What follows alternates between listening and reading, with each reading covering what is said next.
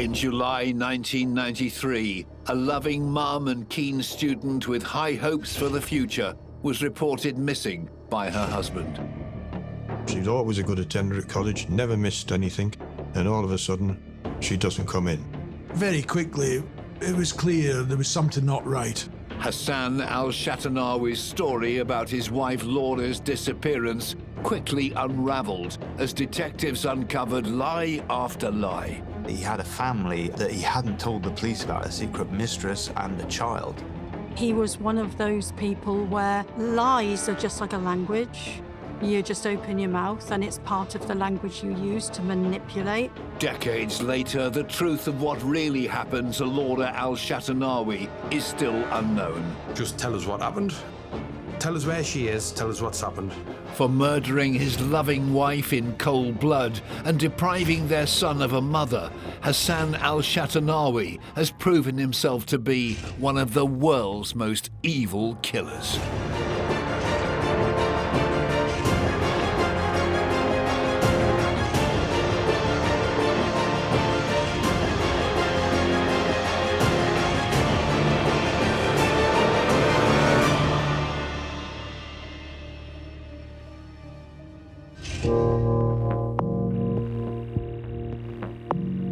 The story of a missing mother in a seaside town like Hartlepool made big waves in 1993. It's quite a small community. Everybody knew what's going on. And at that time, to have a missing mother, it's quite big news. Detectives used every tool at their disposal searching for 36-year-old mother Laura Al Shatanawi. If there's a missing person, the police usually turn to the public to help, and they do that by going through the media. Hassan Al Shatanawi was only too keen to play the role of the concerned husband. We went on the local TV and appealed for help in trying to find where his wife was. Police would have encouraged him to do that as well. Get his face out there, get any witnesses who might not know about Laura going missing, getting them to see this man on the TV. The strategy brought in a flood of calls from Good Samaritans, including several who exposed 37-year-old Hassan Al Shatanawi as a man with many secrets. That was really his downfall when he decided to put his face into the public domain. But the more information we got, the more suspicious you got that this isn't exactly who he appears to be.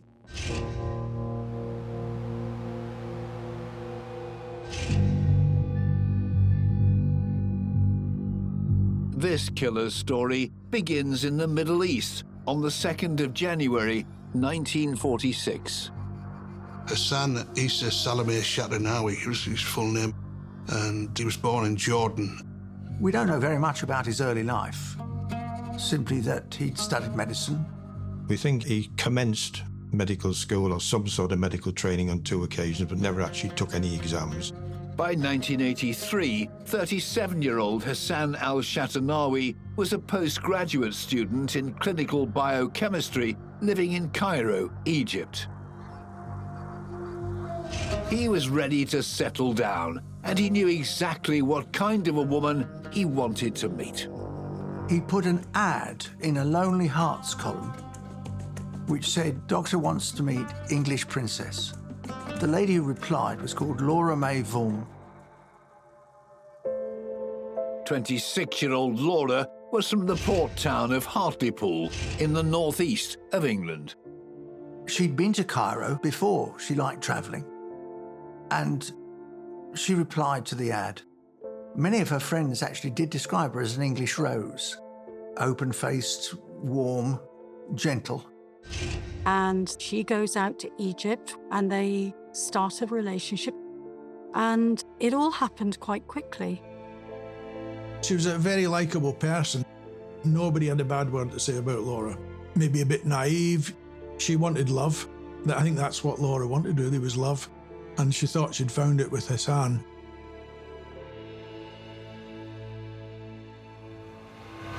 Two years later, the couple were back in Laura's hometown, living with her father, Donald. It was a terraced house off main town centre road, so it was within 2 minutes walk to Hartlepool's town centre. Laura's father described Shatanawi as a real gentleman.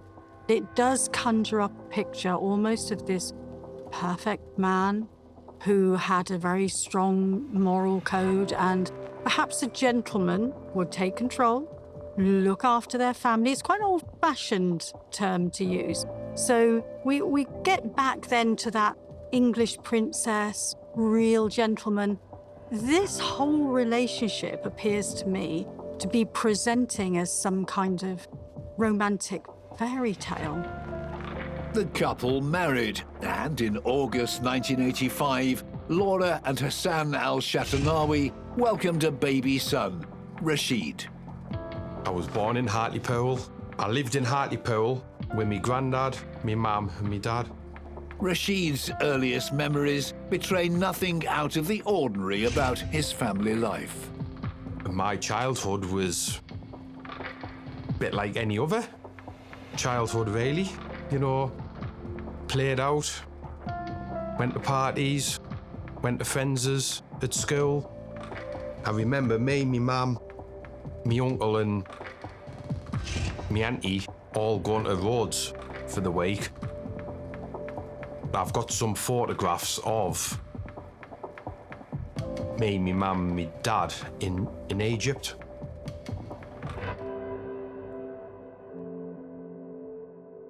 Hassan Al Shatanawi told people he'd been a GP in Jordan and Iraq, but once living in the UK, he did not practice medicine.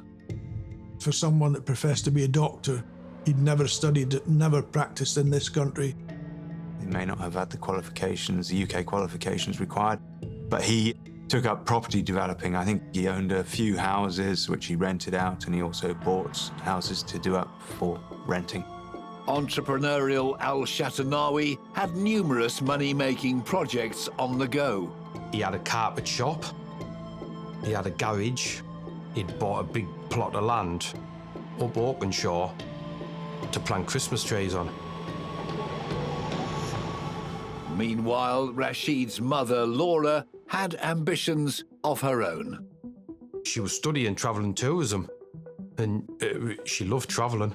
She was working for a local co-op travel agency, and as a result of that was attending Hartlepool College of Further Education, doing tourism. She was quite a bit of a character in the town, particularly throughout the travel agents. She would always fantasise about where she was going on holiday, and she wanted to visit here and she wanted to visit somewhere else. Always very exotic places, and she came across as a very nice person who was wanting to better herself. In June 1993, when Laura was 36 and her son Rashid just 7 years old, her hopes for the future stalled in a way no one could have foreseen.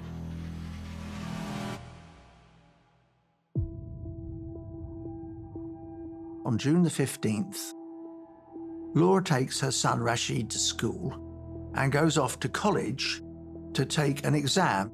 She was due to meet her husband Hassan after the exam. According to Hassan Al Shatanawi, Laura never showed up. The last time she was seen by anybody, sitting the exam in the college. Though her car was found parked in its normal spot near the family home, Laura didn't return that night. Hassan Al Shatanawi told her father she was working late. Days passed with no sign of Laura, but when her father and brother inquired about her whereabouts, Hassan Al Shatanawi told them not to worry. He said he was concerned she hadn't come home, but he wasn't concerned about her safety. He believed she'd gone on holiday and would return very shortly. She's gone away to Egypt or wherever, or somewhere in the Middle East, and I've never heard from her, and I don't know anything about it. No one doubted that Laura had the travel bug, but the idea of her taking off alone seemed unlikely. My mum always took me no matter where she went. I was always with her. So it was just out of character, her supposedly going on holiday without me. Weeks passed, and Hassan Al Shatanawi received no phone call, no postcard, No contact at all from his wife. Laura's friends and family were very concerned about her suddenly disappearing, even with his story about this impromptu holiday. And they were pushing him to say, you've got to report her missing. But he resisted that. He really, really didn't want to. On Thursday, the 8th of July, 1993, Hassan Al Shatanawi finally reported his wife missing. With over 3 weeks having passed since she vanished, the police would have their work cut out to follow her trail.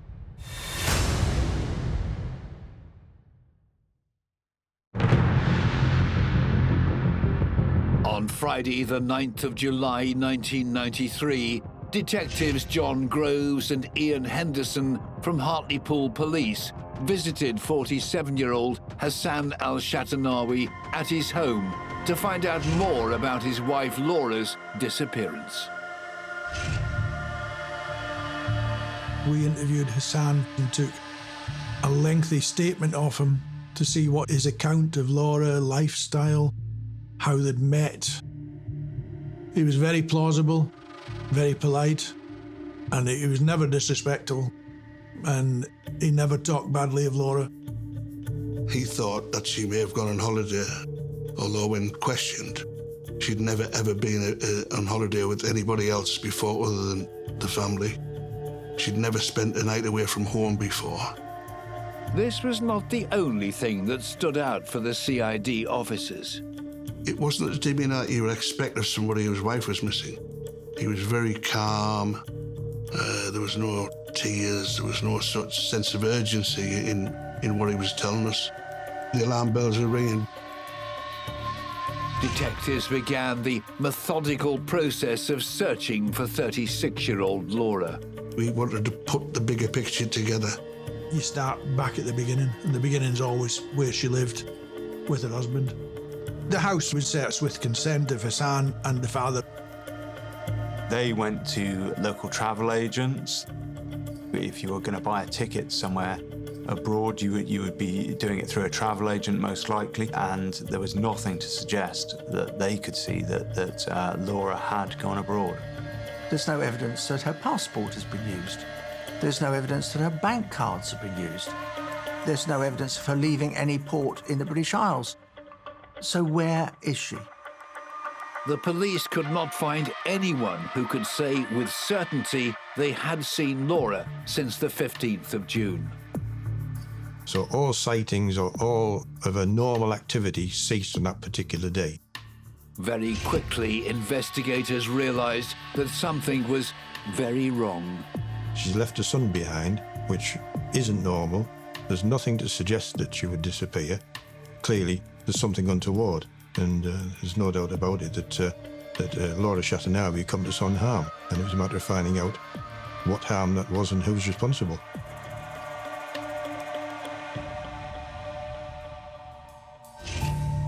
Hassan Al Shatanawi was invited to the local police station to give a full account of the circumstances surrounding his wife's disappearance. It was a comprehensive statement. That statement ended up at nearly 50 pages. So halfway through, Mr. Shatanawi said, "I'm sorry, I've got a prior appointment. I must leave, and I'll come straight back." Suspicious from the start about Al Shatanawi's version of events, detectives wondered if this was the moment he would lead them to his missing wife. What was decided would put surveillance on him to see where he went.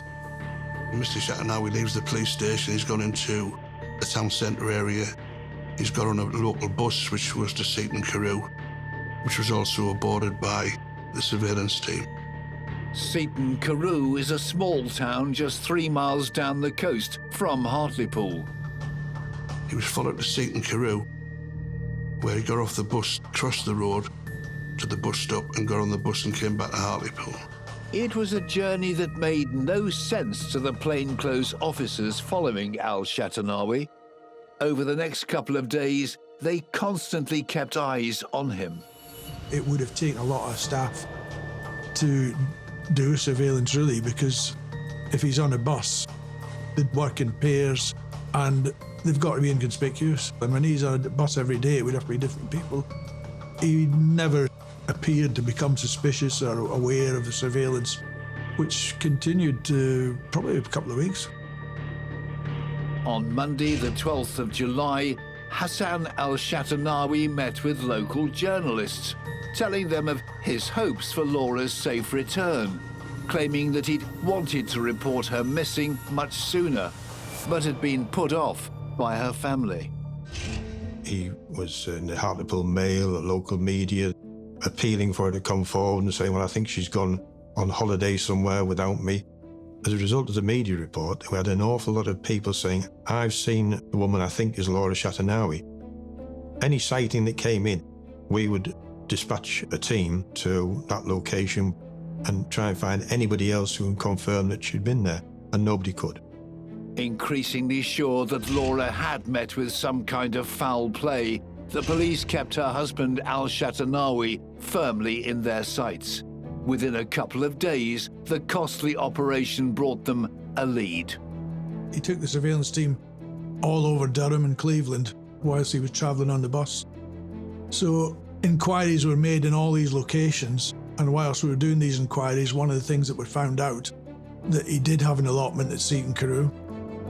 Al Shatanawi's green fingers were news to the police.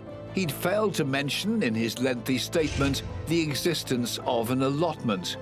Other holes were also appearing in the Jordanian's account. We realised that he was living a bit of a fantasist life. He called himself Dr. Hassan Shatanawi, but we know that he had no medical qualifications. We actually spoke to his doctor at the time, and they questioned whether he had been fully medically qualified.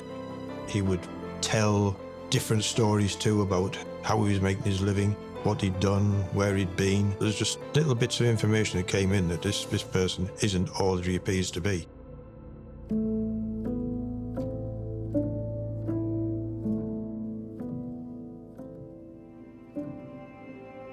The secret allotment seemed like a promising lead in Laura's disappearance. Detectives thought it might explain Al Shatanawi's fleeting visit to Seaton Carew the day they started following him.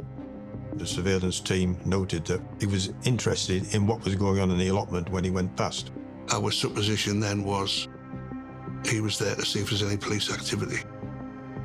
But an initial search of Al Shatanawi's plot failed to yield any clues. We identified the allotment. A warrant was obtained and it was searched with a negative result at the time.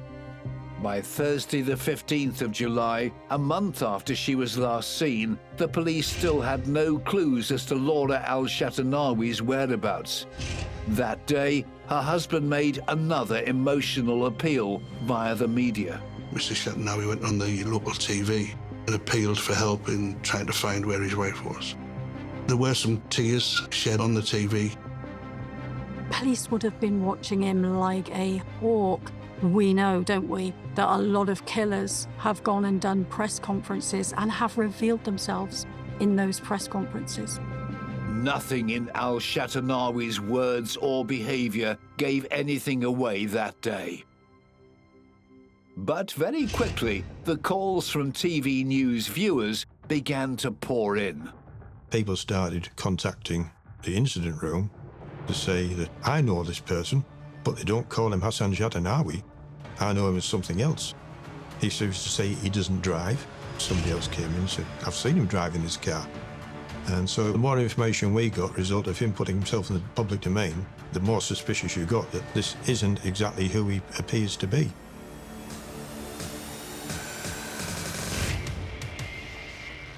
With the help of the public, the Hartlepool Police Incident Room was building up a picture of a husband who was a liar and a fantasist. The next call that came in would prove that he was also a killer.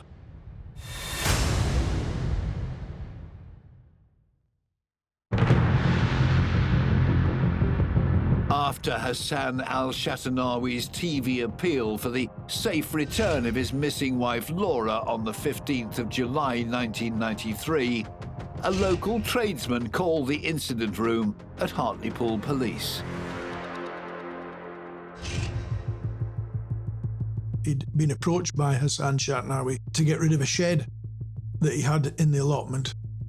He'd said, that chap there, he paid me an amount of money to take the shed away and burn it. This had happened around the 21st of June, a week or so after Laura went missing. The police quickly discovered the shed had only been built around the 14th of June. The shed had cost, quite a sum, £250. The shed was brand new. It had no windows in it, just a door. It was an astounding development. Hassan Al Shatanawi had paid someone to build a shed the day before his wife's disappearance, then asked someone else to destroy it just a week later. Who would want a shed building immediately with no windows and then pay somebody £50 to burn it? That's just not normal. The existence of the shed was a significant development, but detectives knew that if it had been burned, any forensic evidence it held would have gone up in smoke. They would have wanted that shed back against all odds. That's what they would have been looking for. Even if it was in pieces, it wouldn't matter, because every contact leaves a trace. That's the mantra in forensics.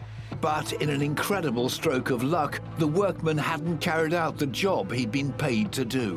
When he went to see it, it was brand new. It was far too good to burn, so I took it apart and I sold it to a guy over in Middlesbrough. So we found the address and we hot-footed it to this gentleman's house in Middlesbrough. The shed had been rebuilt in the buyer's garden, but it would soon be on the move once more. Piece by piece, forensic officers dismantled the shed and took it to their lab. Investigators realized immediately it would be a crucial piece of the puzzle. The floorboards in the centre of the shed had been gouged out quite crudely with probably a hammer and chisel to about half of the depth of the wood. The damaged section had been painted with a thick layer of creosote. Officers suspected the work had been done to hide something. Further examination by the scenes of crime revealed some head hairs and some blood between the lats on the floor of the shed. It showed significant blood loss, not just a cut. Something very serious had happened in that shed.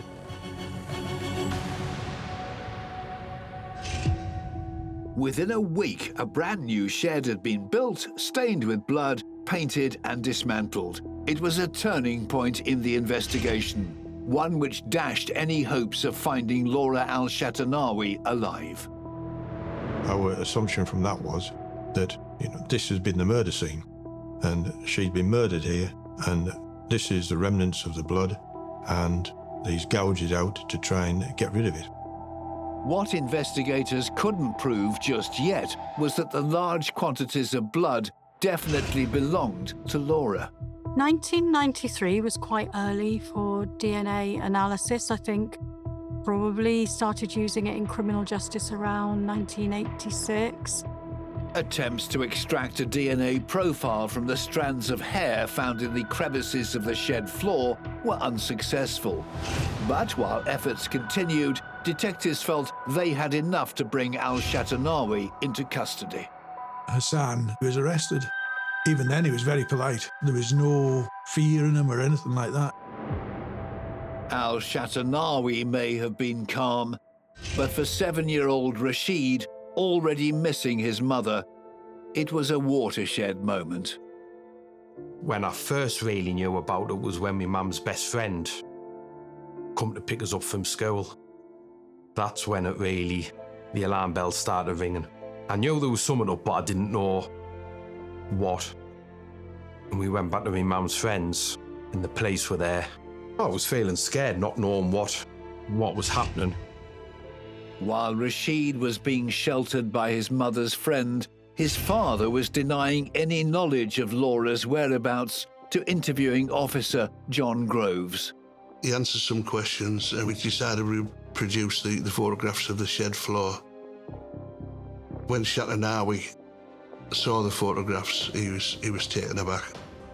He was visibly shocked, you could see. He didn't think for one moment that the police would ever recover this shed floor that he'd paid a workman to dispose of and to burn. With Hassan Al Shatanawi refusing to answer further questions, the police took their case to the Crown Prosecution Service. The circumstances which we found the shed, the fact that he hadn't reported her missing for 23 days when she'd never ever spent a day from home before. All circumstantial, but put it all together, and CPS thought we had enough to charge him, which we did. Charged on the 19th of July with his wife's murder, Al Shatanawi was remanded in custody. In the meantime, the search for Laura's body continued. The recovery of the body was obviously paramount to the investigation. We believe that she was killed in the shed. We don't know where her body parts or body was disposed of. There were several avenues chased. There was a report that he'd dismembered her and he'd taken her to the skips in Stockton. There were stories that she'd been fed to the pigs. People say, oh, because he was a doctor in Jordan, he'd be aware of how to dismember people. It's quite possible he knew how to dismember a body, because the first years at university, if you want to be a doctor, is you actually dissect a body. It was one of many theories the police worked on as they explored every line of inquiry. I don't know whether that's true or not. You do get people phoning in with false stories. And again, you've still got to chase them to see whether they're right or not. Without Laura's body, the police and prosecutors knew convicting Al Shatanawi for her murder would be much more difficult. They were also struggling to identify a motive. I never disclosed anything other than a normal relationship. And as far as he was concerned, it was a happy relationship. The answer, when it came, was a bombshell from an unexpected source. The police found that Shatanawi was actually living a double life. Well, we understood from social services that Mr. Shatanawi had been involved with another woman. Hassan has started a second relationship with a woman whom he met at a bus stop in 1988, and indeed, she becomes pregnant with Hassan's child. In the early days of their relationship, Al Shatanawi told his new partner he was single. Even when he admitted to being married, he insisted it was in all but name. The marriage was effectively over. The other woman had some health problems, and as a result, social services were involved, and they were intent on taking the child from the other woman. Al Shatanawi was faced with his secret child entering the care system, something he could not accept. There was a court case at Leeds Family Court where Shatanawi attended and gave evidence to say that his wife knew all about the affair, knew all about the other child, and he was willing to look after this other child. Neighbours of the Al Shatanawi family would later report that shortly before Laura disappeared, they'd heard an almighty and unusual row coming from the home. Something which may tally with a memory the couple's son Rashid now relives in his nightmares. I just remember me dad, attacking me mum. Then he said about me. So, on one hand, he could be this nice, caring person. Then on the other hand, he could be a psychopath. But luckily, I only saw him do it the once. In hindsight, Rashid wonders if this was the day Hassan Al Shatanawi's two worlds collided, when Laura found out about her husband's mistress. I think that's why my mum died that day. Because I think she might have found out what had happened. A couple of days after the alleged fight, Laura disappeared. 2 days after that, Hassan Al Shatanawi met with his lover and a social worker to say he was ready to move in with his second family. The thoughts of the investigating team were, well, what was this motive? It is quite possible that it had come to the point where Laura had to know. And it's quite possible that she decided to leave him at that point. If he killed his wife, he's still got both his sons. It tells us an awful lot about Shatanawi's mindset. Having custody of those boys meant more to him than anything else. The women were expendable, disposable. These were his sons.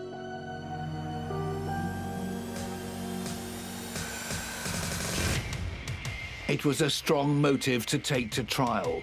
But as the court date approached, Laura's body was still missing. In fact, detectives still couldn't prove the blood in the shed was even hers. Would they be able to convince a jury that Hassan Al Shatanawi was a cold-blooded killer?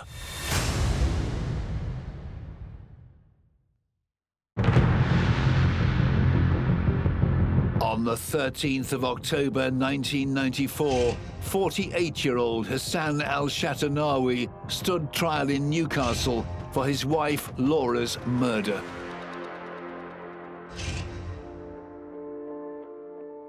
The trial was at Moot Hall in the centre of Newcastle. It was the old Crown Court building. Moot Hall is a traditional, old-fashioned Victorian court. It's how everybody imagines a Crown Court to be from the olden days. It's quite daunting, really.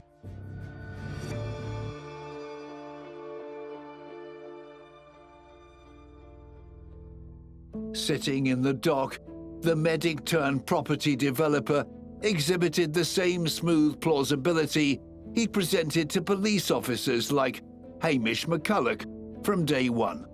His demeanour throughout the trial was very sure of himself that he was not going to be convicted. He didn't look concerned, he didn't look worried, because he knew he didn't have a body. And without a body, it's very hard to get a conviction. Though 36-year-old Laura's body had not been recovered, investigators had no doubt that her husband had killed her. The prosecution was centered on his character and behavior. I mean, here was a man that had not reported his wife missing initially. She'd gone missing without apparently telling anyone where she was going, and we were relying only on him that she'd gone on holiday. There was a suspicious nature of his visits to the allotment, then the discovery of this shed, which he bought and disposed of very quickly. One of the most amazing moments of the trial was when the police reconstructed the shed in the courtroom. To show the jury exactly what the police had found. So that it was built and that was taken apart, and showed them the wood where it had been gouged out and the wood there had been creosoted. Can you imagine what the jury must have thought, looking at the shed? Was this where Laura May met her end? We said it was premeditated, building the shed, getting the shed made ready for that particular day. He'd organised everything, and then he thought 23 days would give him time to get rid of the shed, but I'm afraid he was wrong. The prosecution argued that Al Shatanawi's motive for murder was his secret partner and child, whom he'd promised to move in with shortly after Laura went missing. The trial must have been difficult for so many people, and especially the other woman, who could so easily have been the victim in this. And of course, a murder trial of this type is going to bring all sorts of press and media interest, going back into her history, putting her in the limelight, and her son. It must have been absolute torture for her. Even worse, detectives had also discovered that even this second relationship was not sacred to Al Shatanawi. He wasn't a stranger to advertising in publications to meet other women. He put an advert in Farming Weekly or something, wanting to meet a farmer's daughter or somebody of that nature in Ireland. The prosecution's circumstantial case against Hassan Al Shatanawi was strong, and they had another card to play. For over a year, forensic scientists had been trying to prove that the blood found in the slats of the shed floor belonged to Laura. The police had some challenges to match forensic samples from the shed to Laura. There is no conclusive DNA from the blood in the shed, and there is no conclusive DNA from the hairs. In September 1994, just 1 month before Al Shatanawi's trial, the UK Home Office had approved a new technique for obtaining DNA. At long last, scientists had managed to successfully extract a DNA profile from the blood, but they'd no confirmed sample of Laura's to compare it to. What they did was take DNA from her son, Rashid, and her father. Cross-examined the results and came up with a positive result. We share around 50% of our DNA with siblings and children, so it was a strong indication that the blood in the shed belonged to Laura. Neither Rashid nor his grandfather had ever been inside the shed. But the prosecution wanted to be even more sure. They asked Laura's father for mail she'd sent him, and he found something from 5 years earlier. Laura had sent a postcard home to her parents from a holiday she'd taken in Malta, and she'd licked the postage stamp. Once again, the new technique for analysing DNA was employed. They got the postage stamp and were able to extract DNA from the gum of the stamps that had been licked by Laura. And that gave them a much clearer match with the DNA from the blood found in the shed floor. So this was a huge breakthrough in terms of proving Hassan Al Shatanawi's guilt. Incredibly, DNA from beyond the grave had given Laura a chance of justice, but the job wasn't done just yet. Al Shatanawi's defense lawyers brought up the many well-intentioned phone calls from citizens who insisted they'd seen Laura alive and well over the last year. That was used by the defence to say, well, she's not dead. People have seen her. Blood in the shed doesn't prove that she's dead. It's not for the defence to prove that he didn't kill her. It's for the prosecution to prove that he did kill her. After a 5-week trial on the 21st of November 1994, it was time to find out if the prosecution had proved their case. The jury retired to decide their verdict, and it took them quite some time. I remember they were out a long time. I've been to many murder trials, and you look at the juries and you try to work out what way the juries are thinking, and you don't know. After 2 days of deliberation, the jury were ready to deliver their verdict. One member of the jury had fallen ill, and they accepted a majority verdict. They decide by a majority of 10 to 1 that Hassan is guilty of the murder of Laura May, sentencing Hassan to life with a minimum of 16 years. The judge said, "You deprived your son of his mother. This is a wicked crime." It's a bittersweet sort of result. You're happy that we've got the result. But then underneath it all, there's always the family. You know, they haven't got a result. And they then know that the mother, daughter, sister is dead. But they've still got no answers. They don't have any closure for what happened.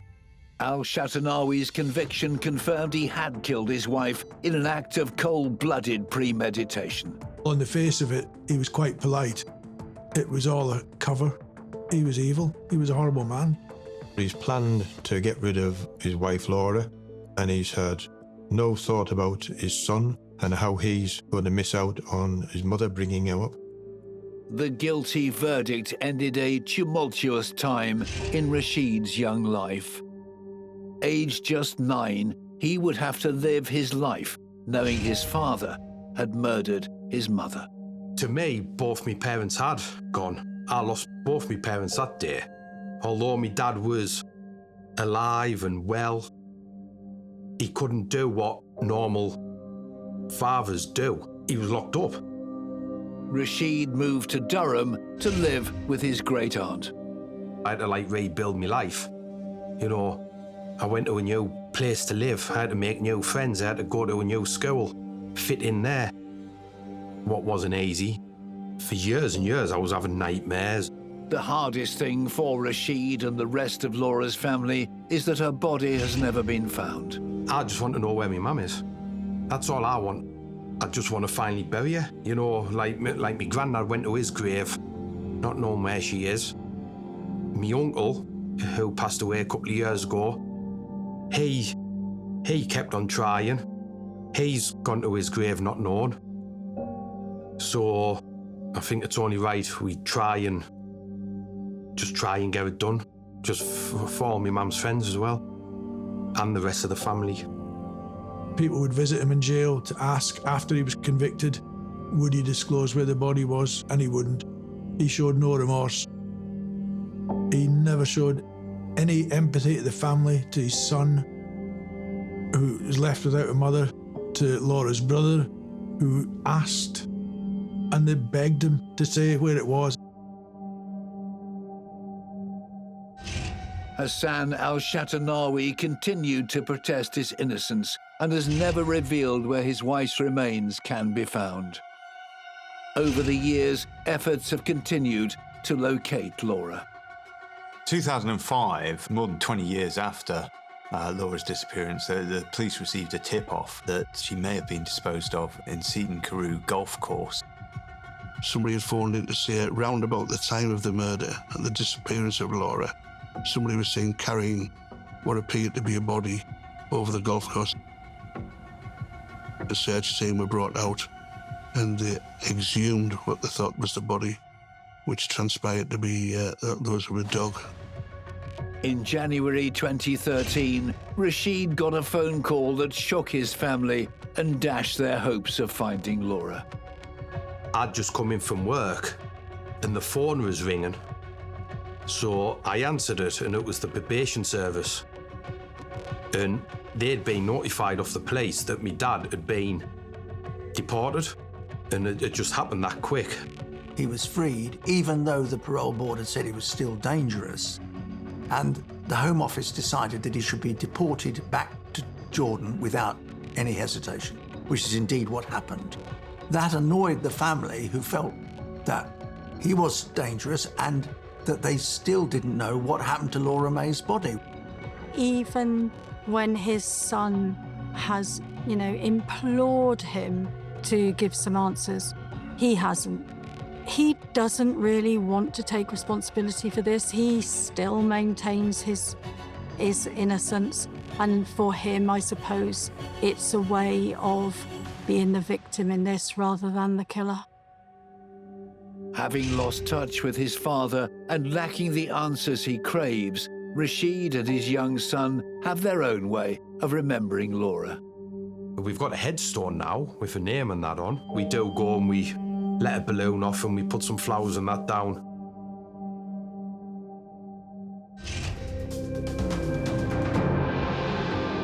In 1983, Laura Vaughan was a young woman with a passion for travel and a desire to find the love of her life.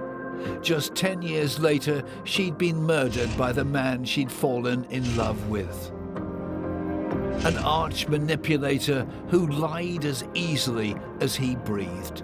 Hassan Al Shatanawi was finally proved to be one of the world's most evil killers.